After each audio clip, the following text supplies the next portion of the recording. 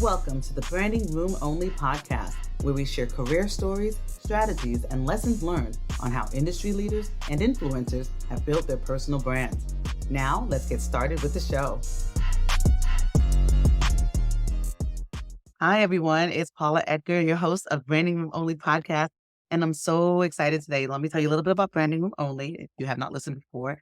My podcast is developed to have people, influencers, and industry leaders talk about their personal brands, how they built them, and their reflections generally on personal branding, whether that be mistakes or best practices. All of those things are what I like to talk about on the show. And today I have one of my favorite people with me, LaTanya Langley.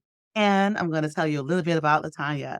LaTanya Langley serves as the Chief People and Legal Officer and Corporate Secretary of Edgewell Personal Care Company, a leading pure play consumer products company with an attractive, diversified portfolio of established brand names in the wet shave, sun and skincare, and feminine care categories based in the greater New York area. And she is fun and she is fabulous. Those are my additions, but they are true. Hi, LaTanya.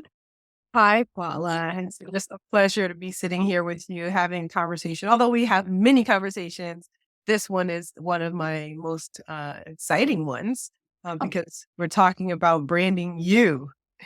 Yes. And when I was thinking about preparing for this conversation, I thought about when I first met you and how I've seen your brand progress. And one of the things that I thought was you have a consistent calmness to how you show up.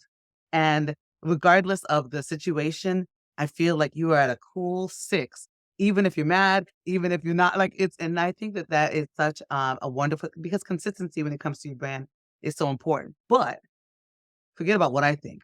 What does personal branding mean to you? How do you define it? Paula, for me, the personal brand is, how do I communicate my unique values and gifts to the world? So I think it's a mix of my personality, my skills, my reputation, my expertise, my heart, and then how that translates in a way that helps me achieve both my personal and professional goals.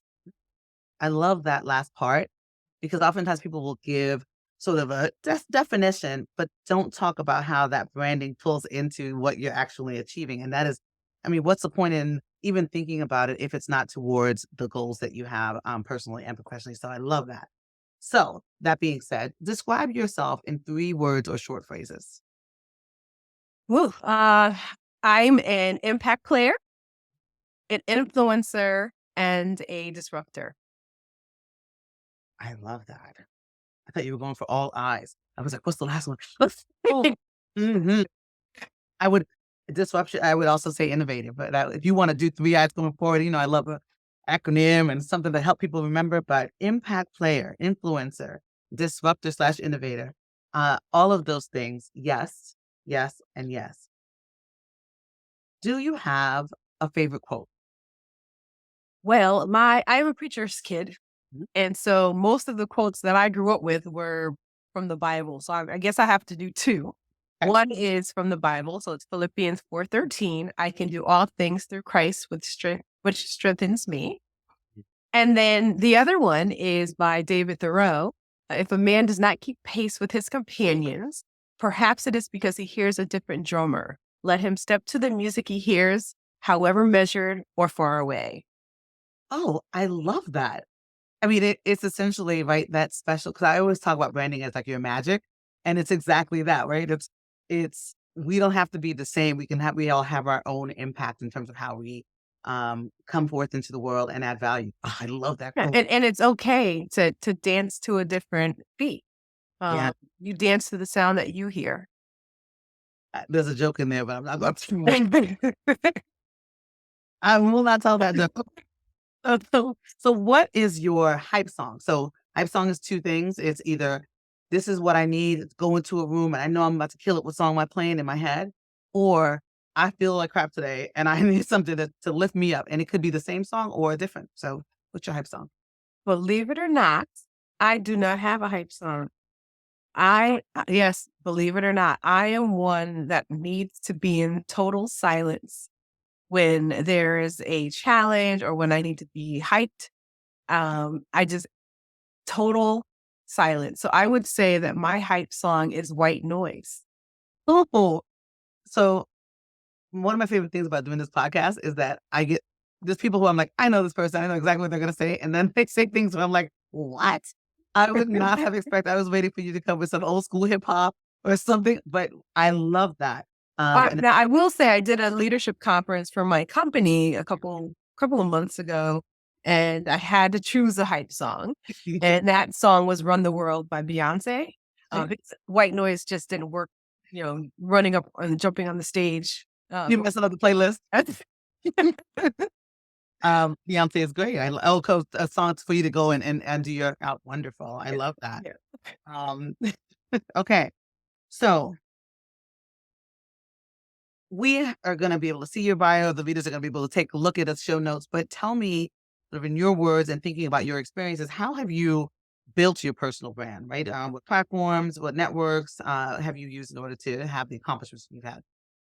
Wow. So most of the networks that I work on are, LinkedIn, Facebook, Instagram, X.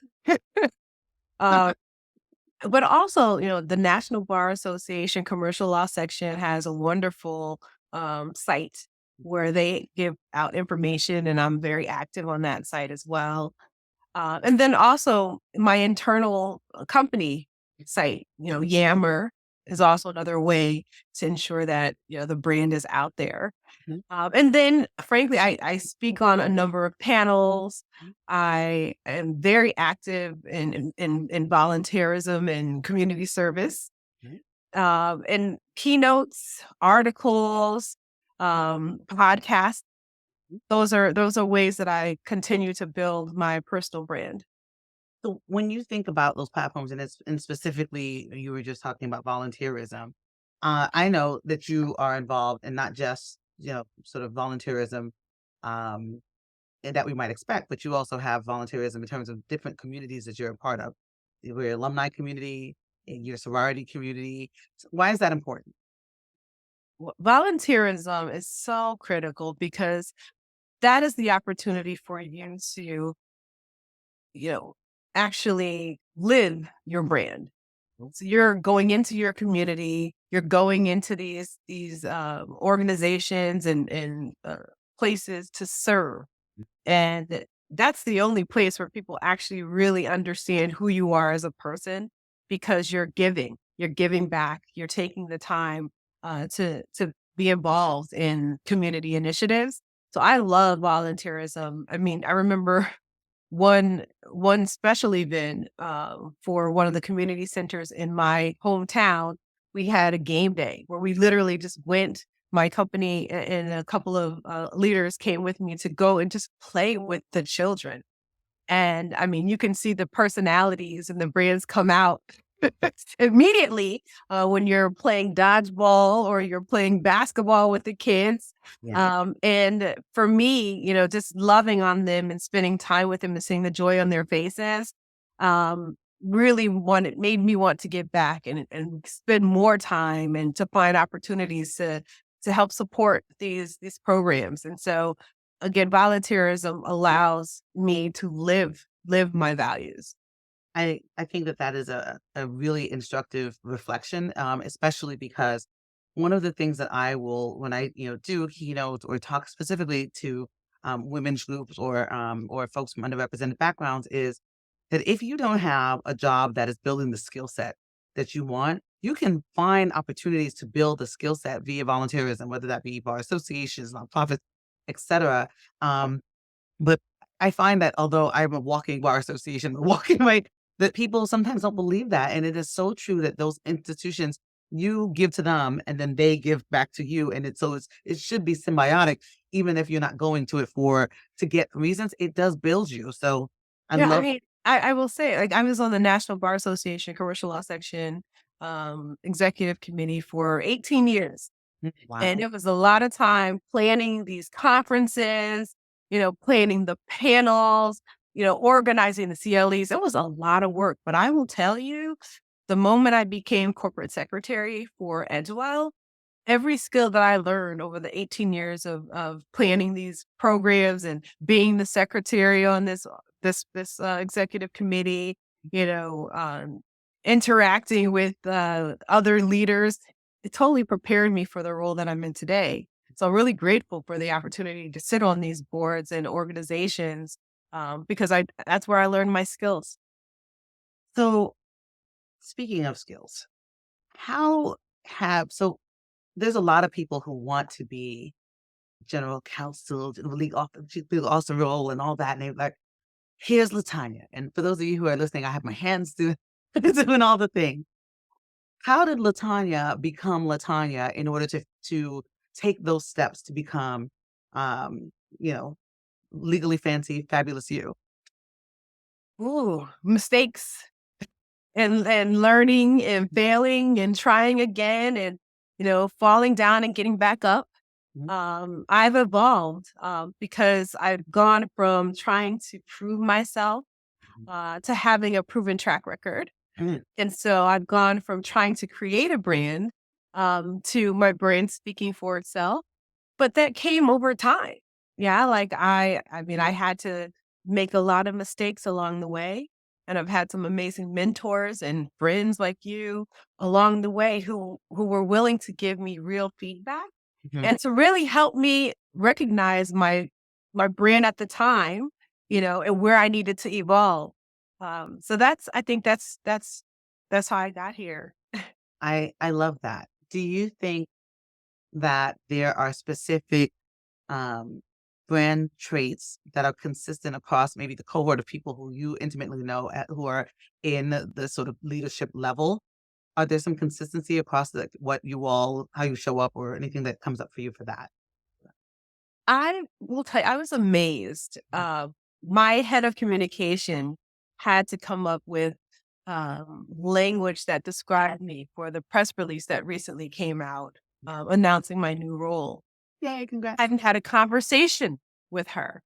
And it just amazed me that she was able to describe me in the way that I would like to be viewed. Again, without a conversation. And the enduring themes were, integrity, Mhm, authenticity, trust, mhm. credibility, caring about people, um, and innovation. And so again, to be able to have someone speak about you without even speaking to you is an indication that your brand is speaking for itself. And I 100%, absolutely. I also find one of, the things I recommend to people is when they wanna know what their brand is, start listening when people introduce them. So when someone introduces you, like, if like I just introduced you, I was like, "You're fine," like, it's all of these things plus everything else, right? So, in that sense, it's important to sort of hear those things and incorporate the things that you like and also switch language for the things that you don't like so that you can help to have people, um, be the carriers of the banner of you, right? So I often say I'm engaging, right? And I'll keep saying engaging, and people will be like, "Paul's engaging." I'm like, "Yes, that's the magic is working." You are absolutely engaging. That's one of the words I would use for you, for Thank sure. you, thank you. Okay, so we talked about how that the brand has evolved and changed over the course. Are there specific things that you're thinking of that speak to markers of how your brand has evolved as your leadership has shifted? Has it sh- has it shifted? Are you saying? As it shifted. So when you went from company to company or from role to role, is there anything in that you have a specific thought about the shift that occurred? Um, I I've had the opportunity to work with people from various cultures, Mhm, religions, and backgrounds. From my prior roles, I've traveled to uncharted territories and I've practiced law in high risk markets. mhm, As a woman serving in these markets, I experienced a number of challenges that I had to manage. I had experienced hostility mhm, in a fraternity culture. I faced explicit and implicit bias on a daily basis. mhm, So, as a woman, especially a woman of color, I had to learn how to manage situations where my mere presence was being policed and tempered. mhm, And I also had to learn how to pivot in those markets and allow my teams to lead, and I become the support. Mhm. So, just as I had this brand as a trusted leader, um, I had to learn how to be a strong follower, and I had to be humble enough to allow my team to speak when I was in places where I could not speak. So of course, I've had to pivot from being sort of the lead, the head, front and center, to Mm. being able to fall back and allow others to lead. And I think that it takes a strong skill to be able to not only lead, but to also be a strong follower. Oh, certainly. I mean, what you just said is like it's self-awareness, it's situational awareness, it's strategy, it is looking for, what the company's needs are as opposed to your individual needs in order to do what you need to do. So it's all of those things. Um, is there a time when you had to strategically pivot or you had a challenge because of your brand? That was the example, I think, Okay, all right, okay. having And it's a yeah, good one. yeah. It is yeah, I wanna delve into a little more because I recall you sharing, somewhat of this story to me, years ago, and what I thought about was not just the sort of, cultural things that happen when you're in other countries, but you're also in other countries, like, regardless, like, there's the language, there are norms that you need to understand, period, when you're interacting with people who are different than you, and folks will often think about that as an international, priority, but it's a priority no matter who you're with because everybody has their culture, their home culture, and they bring those cultures into work, and then you have to bring your teams cohesively together, and what I have seen is that you have been able to do great team building. What do you think is your, magic when it comes to, um, having cohesive teams? I believe that, one, being genuine is critical. No matter who you touch or talk to, they should always walk away feeling as if they had an opportunity to meet you, the real you. Teams need to trust you. They need to feel like they understand what's driving you. And so I think, your reputation alone will help you build the brand with your teams. So I always tell my teams to live your brand, whatever that is, right? And branding is reciprocal, so others will tell your story. So a lot of times, even before I enter the room, people at least have an idea of what they're going to get. Mhm. And so you have to be very clear and consistent about, how you are landing with others, how you are showing up. And if you show up as yourself every time, then it's easy, right? I think that that is 100% true, and because I'm reflecting on times where I've told people, "You have to meet LaTanya," and I'm like, "Here's her resume, but here is all these other things," and it's how it comes together, and even the enthusiasm that folks have when they are talking about you, right? Like, I've been in, as a diversity consultant, I've been in a lot of places where the leadership is not necessarily loved, wanted, or engaged with. And that comes across as well too, right? So that's also a part of a brand if it is not well taken care of or thought about. And feedback is helpful in that sense. So I love that. All right. What mistakes have you seen? Not you, because we don't do that, but others make when it comes to building their brand or networking and relationship building? Anything come to mind? Yeah, I mean, some examples that I've seen, even most recently, is and I see it a lot on LinkedIn. A lot of times, people post things that really reveal that they're actually tone deaf, or they will post things that actually makes others think that they could potentially be racist, Oh, and if they're not. oh, There's a lot of narcissism that I see on many social media areas, and I've even seen people who are just not honest about their skills and their experience, and it's very easy to see through it. And so again, I really, really stress how important it is to be sure that you're being authentic. You know, integrity goes a long way. And a real example, I spoke to someone most recently because I do mentor a lot. And I mentor people that I don't know, but if they reach out to me, I'm going to tell them the truth. And one recent example was someone who, soon as we started to talk, I could tell that they were trying to show me who their representative was. Mm, And it was very obvious that there was something more and something special about that person, but they were so guarded that it just didn't come out.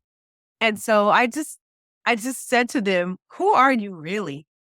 Tell me who you really are." mm, And they were shocked, like you really want to know who I am? And it was at that moment where the person became vulnerable and shared, their innermost thoughts and what drove them and what excited them. And that's when there was the connection. yeah. So I do think that, some mistakes are written, but then there's also mistakes that you can see when you're talking and interviewing or just, having a conversation with people about um, their brand. Mhm.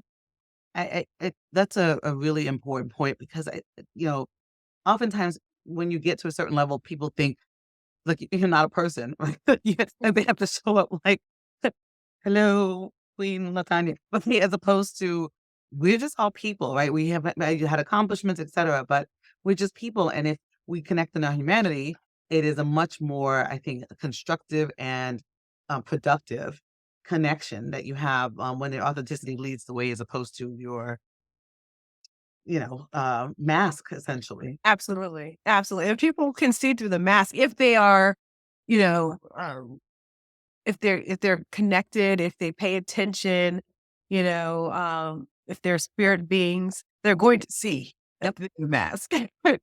So you talked about, really wanted to get to the core of who the person was, and so you asked me, "Who are you really?" And it just reminded me of something that we do, in MBK MSK when we have everybody introduce themselves, and they do so essentially for all of you who are listening who have not maybe attended MBK MSK, which, you can go to mbkmsk, .org and to learn more about the organization.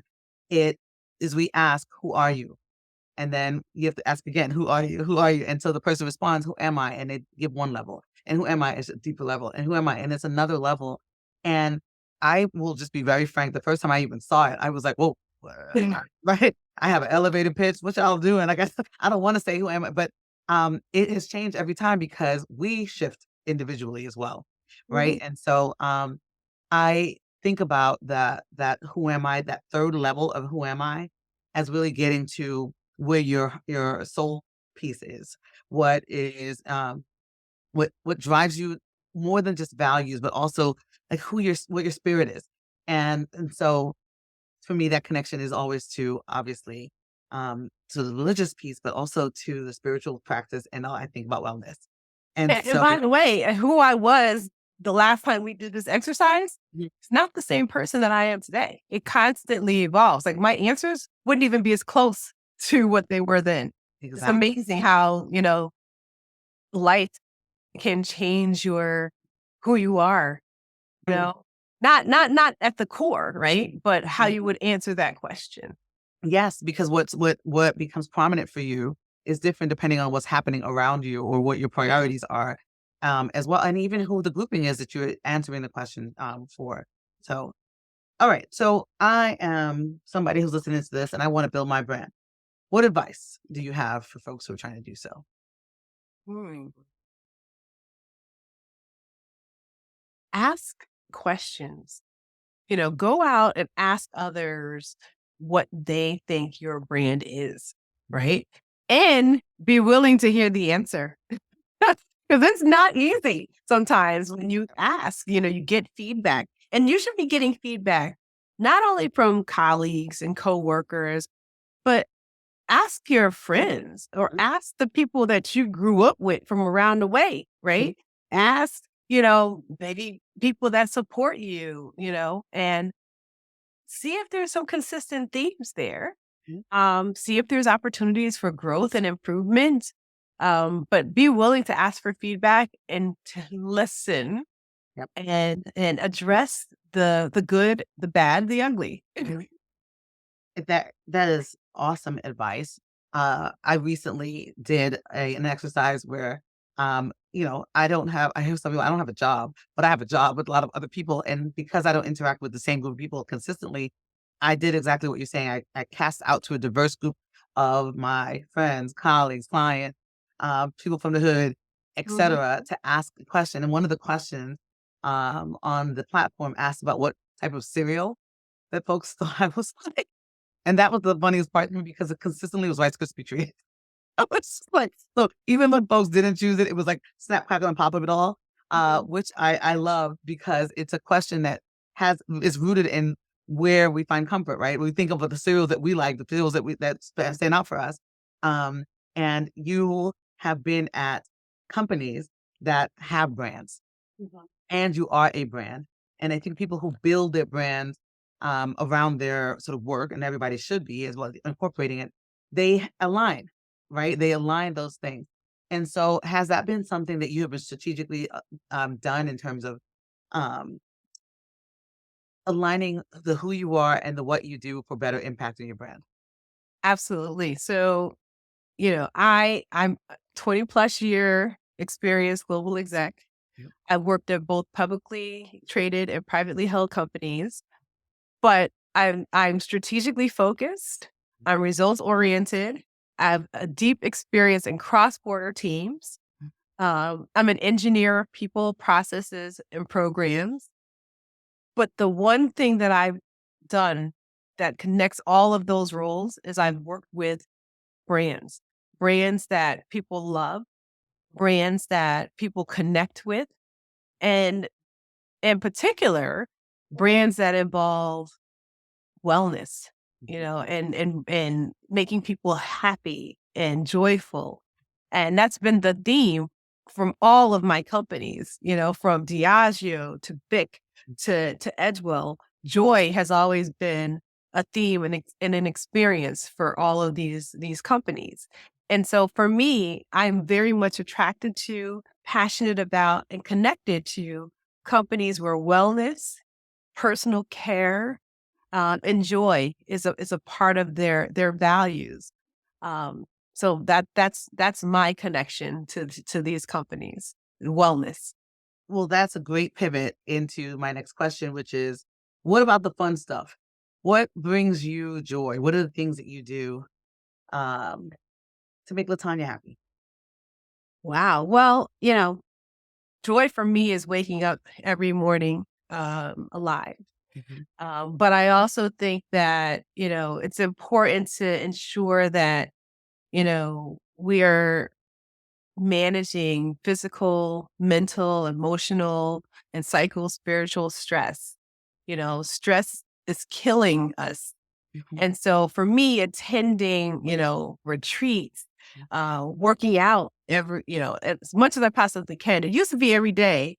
But now that I've become a new mom, I try to get a workout in at least 3 times a week. I make sure that I spend a lot of time unplugging and going offline so that I can reset and recharge. Yeah. And I try to make sure that I tap into mindfulness and remaining centered and focused on, faith-based therapy. Mhm. So for me, happiness is about being healthy, learning when to draw the line when it comes to mental health and well-being and then, living my best life, being around people that I love and having fun with those that, I'm very close to and for those I don't know. Mhm. That's what brings joy to me is that balance and wellness. I love that, and I also love that your face lights up when you talk about it. Like, so it's a wonderful space of, when people are actually talking authentically about joy is when you see them reflect that and how they're talking about it. Okay, so we have two core things that I do on all my podcasts, and that's the stand by your brand moment, which is, what is the authentic aspect about you and your brand that you will never compromise on? Integrity, Mm. um, authenticity, credibility, and caring about people. Oh, I love it. I love that. And it's true. E- Um, I use my podcast to connect with people who I don't know, but also to connect with my friends because I think the world should know how wonderful my friends are. And all of those things are absolutely true about you. So, what is your branding room only moment? So, branding room only is a spin on standing room only, which is obviously you're someplace and there's no seats, but you're willing to do it. I think to myself of Beyonce, which who we saw together. So, what would people come to see you do or experience about your magic that would be that branding room only?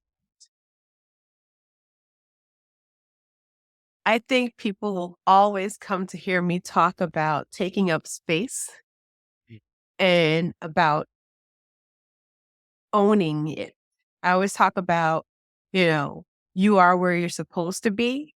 And so when you walk into that room, you take up space Mhm. and you own the fact that you're supposed to be there.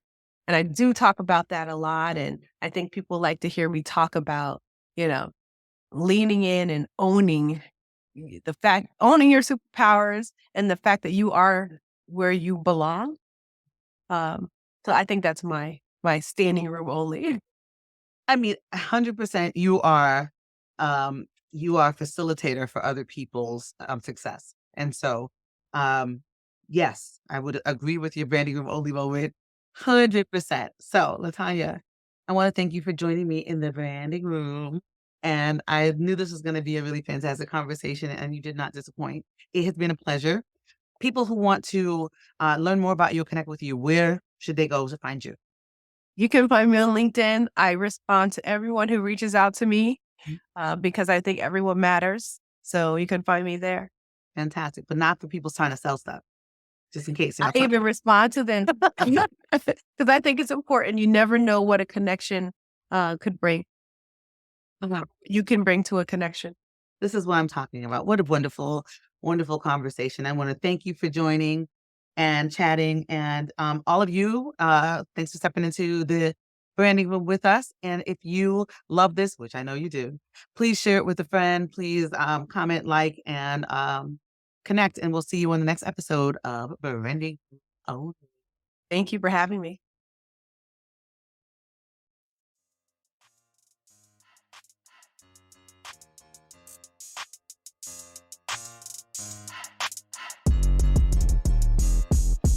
Thanks for listening to the Branding Room Only podcast.